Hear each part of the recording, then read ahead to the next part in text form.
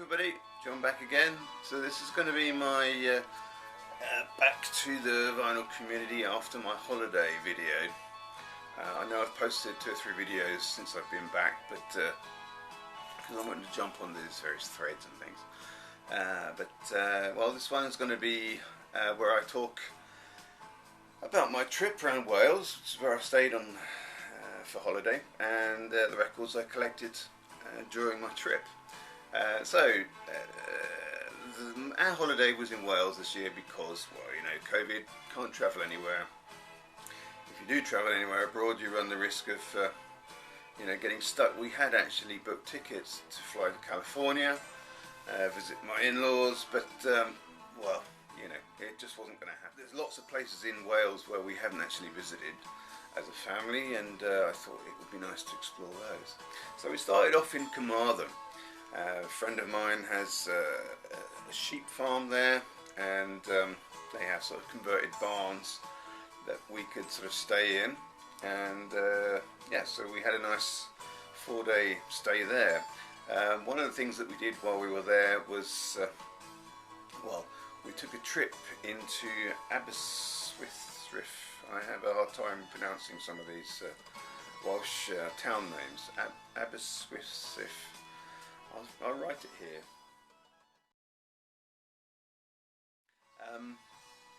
It was my birthday on the 12th of August while we were staying at this sheep farm, and in a card for my parents I got a little bit of money to treat myself for something. Sadly though, because of the lockdown,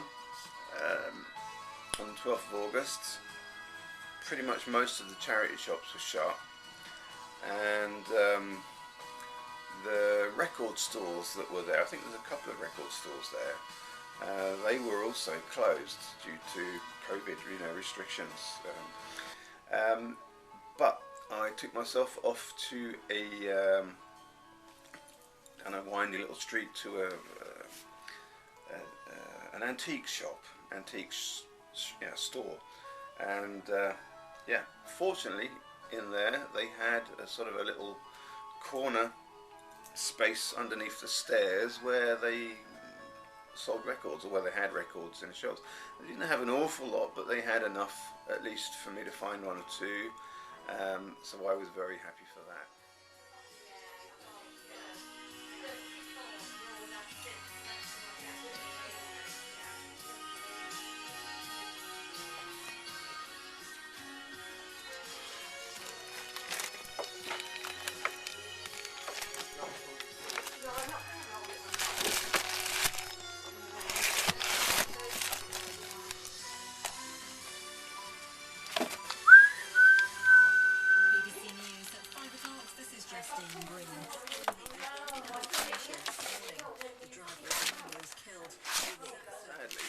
Sort of hunted around the town looking for a place to buy records from.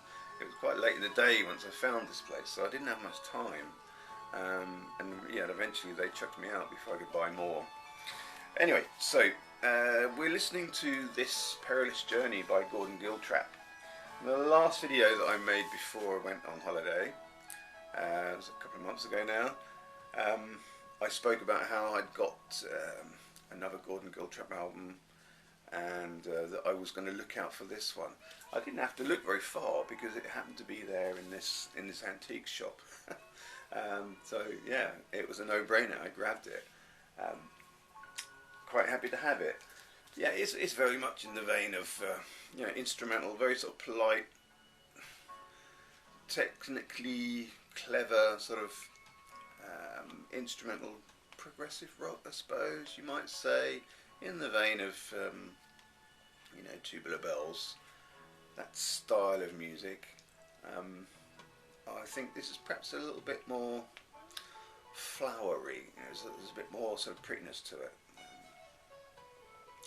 And yeah, I have always felt Mike Oldfield probably takes more attention than what I'm willing to give him, whereas Gordon Giltrap doesn't.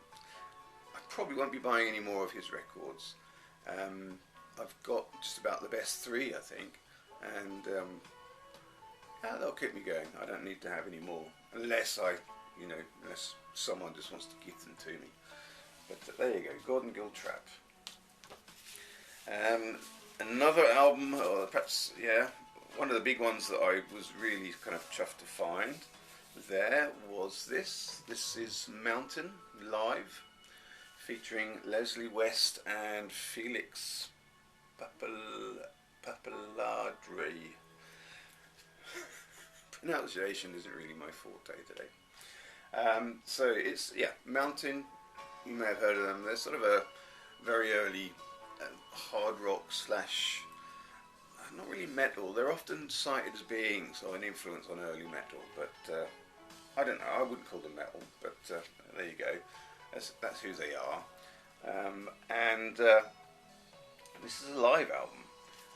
I've been intrigued by them for a while because they've got a track that they play that they're famous for, which is this Nantucket Sleigh Ride. And it's a really, really good track. It was used in the UK for you know, the beginning theme music for a news documentary program in the 70s and 80s. And I've always liked the music. When I found out who it was by, I thought, wow, brilliant. You know, they're bound to have really, really good music, lots of it. But as far as I can tell, and I haven't dug that deep, but as far as I can tell, Mountain, they're kind of a regular blues hard rock band that don't do songs much longer than 3 or 4 minutes. This Nantucket Sleigh Ride was perhaps a little bit unusual, a bit different for them. So it's not necessarily representative of their sound or style, sadly, because it's a really good song. Anyway, on this live album, there's a 17-minute and 38-second version of that. Very, very happy to have.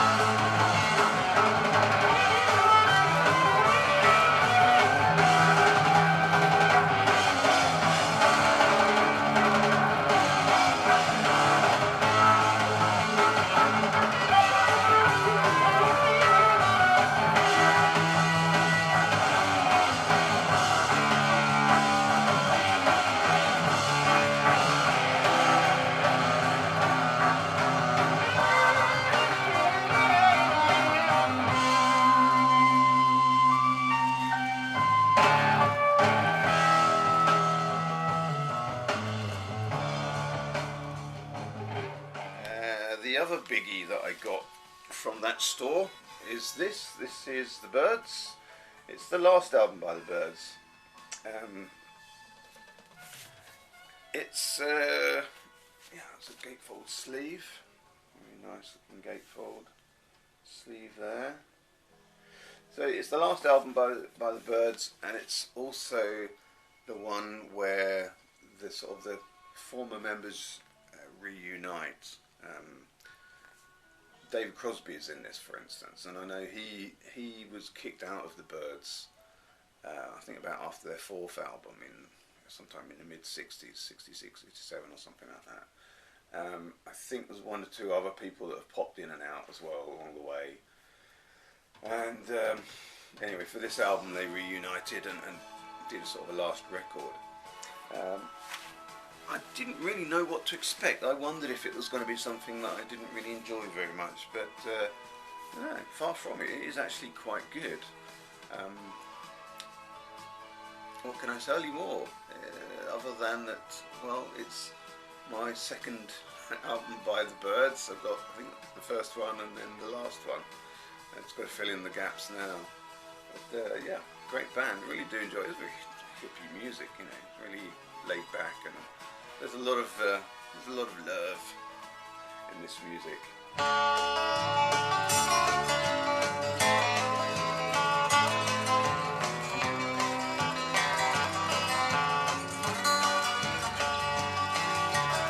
Funny how the circle turns around. First you're up, and then you're down again. Though the circle takes what it may give, each time around, it makes it live again. Funny how the circle is a wheel, and it can steal someone who is a friend.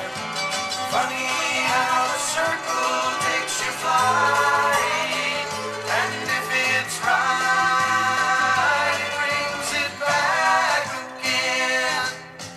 Funny how... Yeah, it was getting close to 5 o'clock, and I sort of noticed that the manager of this shop was starting to sort of make noises about clearing out, and I spied a box of records on the floor that I thought, oh, I'll just flick through that, you know, he'll allow me to do that. It turned out this box of records on the floor were 12-inch singles. And I could tell that there was a lot in this box that I would have liked to have got, and they were really reasonably priced. So I think they were about £1 or £2 each, which was, you know, resale value in an antique shop. That's, you know, it's quite cheap. But they seemed to be quite good. And like I said, when I saw and flipped quickly through the box, I saw, oh, there's lots in here that I could really buy and enjoy. And I pulled out this one. This is the Mission. It's a bit like an EP, sort of 4-track extended player. It's the single Beyond the Pale, and of course the music for this and the album Children was produced by John Paul Jones of Led Zeppelin. And I understand that he produced also the B-sides, or the 3 extra tracks on this EP. That's the label. The other one that I managed to grab and sort of check was this one. This is Dr. Medics. I think Happy and Twisted, or Happy But Twisted, is the name of the sort of the single, if you like. It's a 5-track EP, so a little bit like a mini album, I suppose.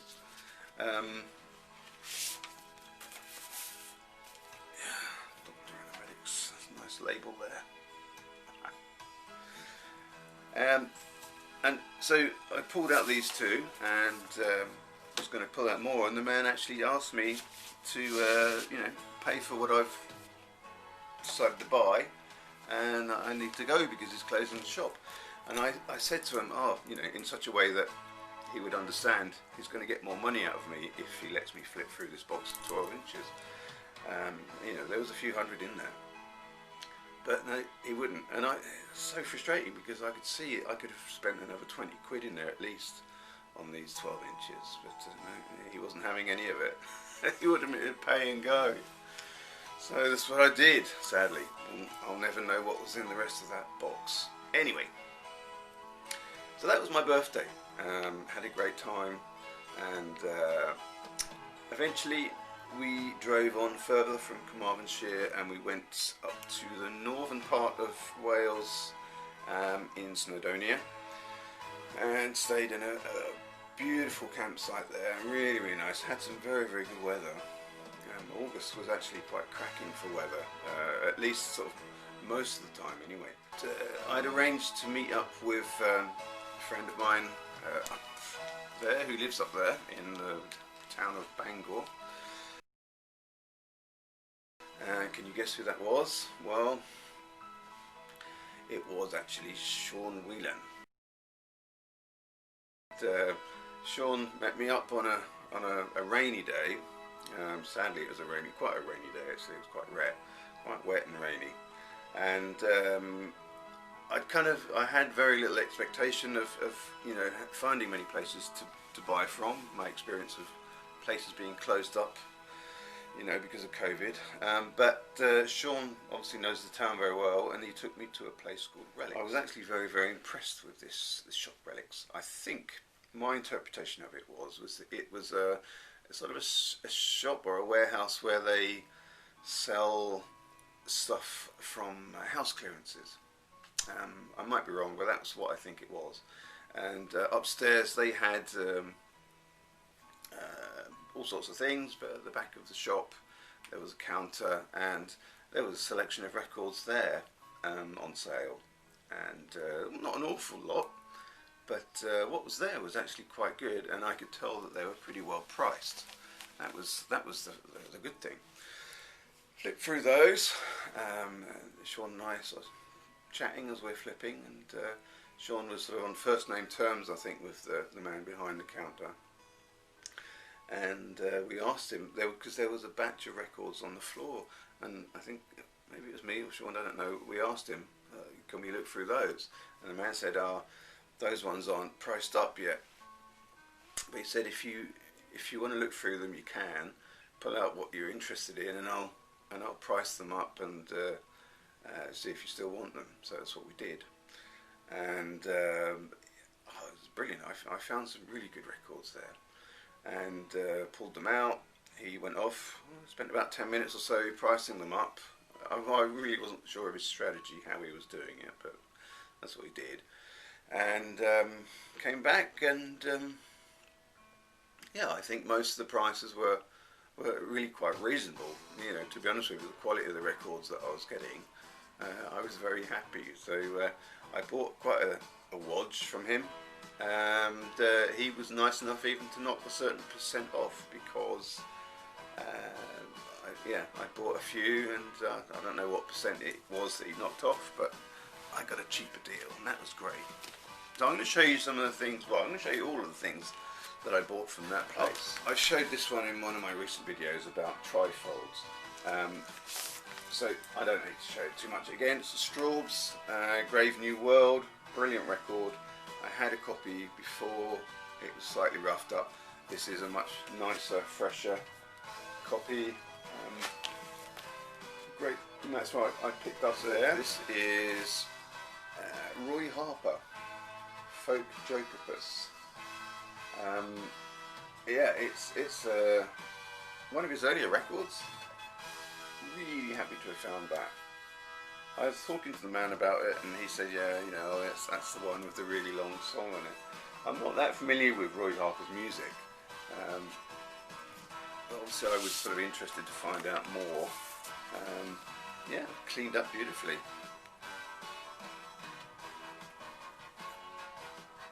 It's on Liberty. So yeah, the long track on here is I haven't got my glasses on. I'll tell you what it is when I've got my glasses on. I can read what it says. So anyway, brilliant. Really happy to have that, and I paid it, you know, a pittance for it. I think its value is way higher than what I paid. So yeah, brilliant. Sunrise,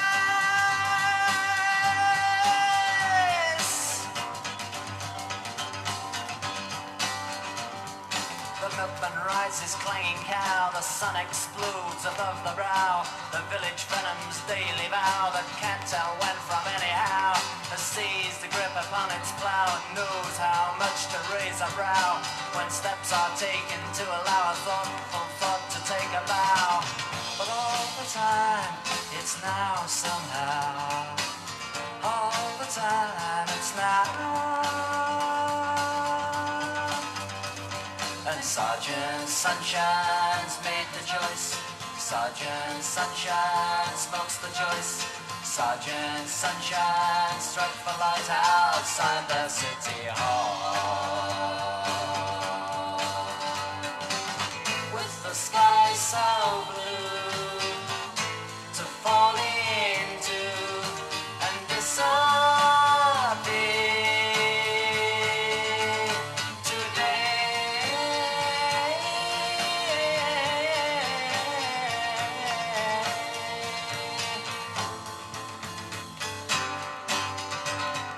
What I picked up there was this compilation, Lead Belly, Good Night Irene.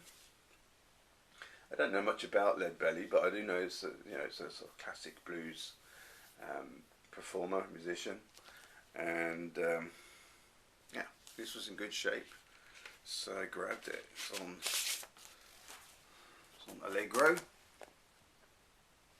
It is very much in the sort of the style of early country blues. Yeah, I think it probably cost me just a couple of quid, so brilliant to bring home. This was quite an unusual one. I've never heard of this band before, but I could tell that it was reggae. It's something that Doug Armstrong could probably tell me more about. This is a record called Misty in Roots, live at the Counter Eurovision '79. Now, yeah, for those that don't know what Eurovision is a big contest we have here in Europe, song contest, and it's sort of like the world's biggest musical event. I don't think this was anything to do with Eurovision, because it's talking about the Counter Eurovision. It's like the alternative version, and I don't know if that's supposed to be some sort of tongue-in-cheek reference or what, I don't know, but yeah, that's what it says, live at the Counter Eurovision '79. So this was something that happened in Brussels, concert 1979, and yeah, it's fairly sort of roots reggae, quite political in places actually. Do a little bit of a needle drop of this. I don't know much about reggae, but I did know that I was going to take this home because I thought that it looked interesting. There's the label. Present Misty in Roots. Oh, good morning. This one called Mankind. You a sinner.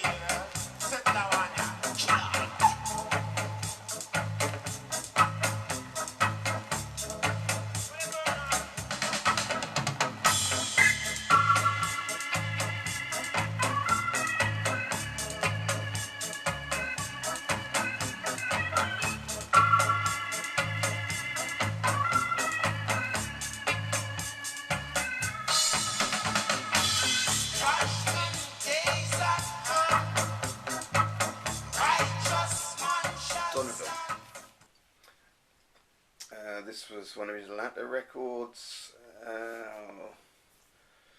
Yeah, I think this is sort of described as being a record that's a step away from his sort of normal sort of ballady kind of very sort of hippie flower power acoustics sort of country rootsy type thing. It's described as being more sort of contemporary pop music. But if you listen to it, it doesn't sound anything like anything other than what Donovan's always done, to be honest with you, to my ears anyway. It's not a bad record. It's full of nice, sort of comfortable, friendly pop songs, really. So yeah, that was another great one to find and bring back. Biggie. So Planet Waves. It's not an original. It's a reissue on CBS. But yeah, he was only asking. I think I paid £6 for this. This is one of the more expensive ones, but that's still pretty good going, great shape, plays nicely. It's not one that I've had before, or even one that I've heard before. In fact, I might be wrong, but I'd say that this probably falls into that category that James Griffiths calls sort of like a mid-table record, in that it's not necessarily a bad record. It's just not one of the big sort of classics that everyone knows, but perhaps it's one that just doesn't get that much attention because it falls in the shadow of so many others, perhaps. Yeah, I've been enjoying it. It's great. And of course, yeah, it's Bob Dylan and the band. So it's the band that is supporting Bob Dylan on the record. The only other thing I can tell you about this is that Bob Dylan actually drew this himself, the cover illustration. And here's one, Jefferson Starship. Don't have much by them. In fact, I've always avoided Starship, purely because I've understood that, you know, if you're going to get anything Jefferson, it's going to be Aeroplane. But it's the first album by Jefferson Starship.